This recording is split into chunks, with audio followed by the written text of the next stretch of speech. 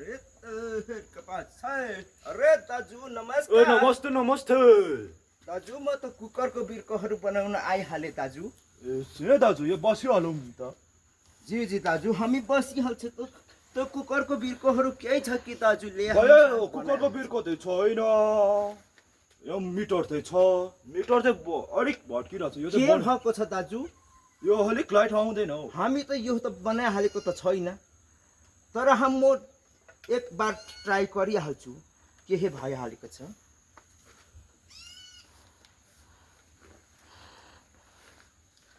कहाँ गइहाल्यो टेस्टर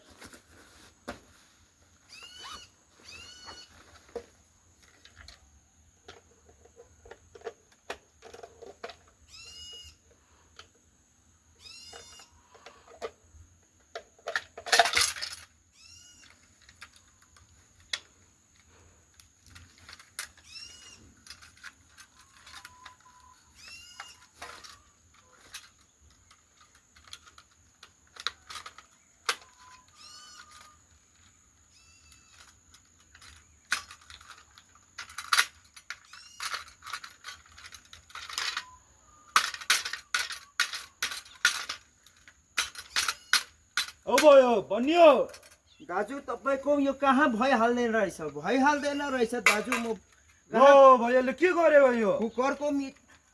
बिर्को बनाउन आइहालेको त मिटर बनाउन लाइहाल्छ त हामी कहाँ बनाइहाल्नु सक्छ दाजु यो त के भयो अन्त यो त अन्त के हो यो बाङ्रा मुङमुङ छ त यो त आफै लैजाऊ न यो मैले बनाउनु दिएको यो फट्काउनु भनेर दिएको हो कहाँ मैले बनाइहालेको दाजु कहाँ सकिहाल्छ यो मेकानिकको यो भिन्दै मेकानिक अघि किन बनाउँछु भनेको अब यसो गर्दा हुन्थेन भाइ हामी के गरिहाल्नु दाजु अब अघि बनाउनु पर्दैन भन्नु पर्दैन अन्त अहिले भट्कायो अब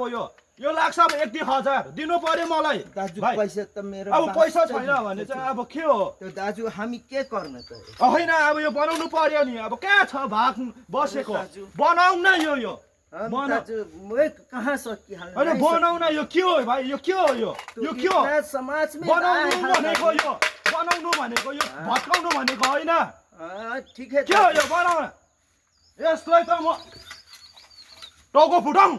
यहाँ नहानिहाल्नु दाजु गिदी निस्किहाल्छ होइन गिदी निस्कुस के बजाऊ गिदी निस्किहाल्छ होइन छातीमा बजाउँछु म यहाँ टिभी निस्किहाल्छ दाजु होइन बजाऊ यो के हो यो भट्किसक्यो यो भुँडीमा दिनु पर्यो भुँडीमा यहाँ दाजु नहानिहाल्नु लिदी निस्किन्छ कहाँ हिकाउनु अन्त लिदी निस्किन्छ कहाँ निस्किनु कहाँ हिकाउनु दाजु लिदी यो बनाऊ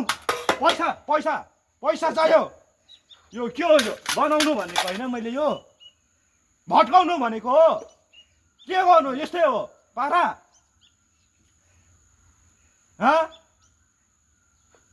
देऊ डन्ठाले दाजु माफ गरिहाल्नु अबदेखि आइछ त हाम्रो गाउँमा दाजु माफ गरिहाल्नु यो के हो यो यस्तो हुन्छ पैसा निकालौँ दाजु माफ गरिहाल्नु दाजु ल यस्तो म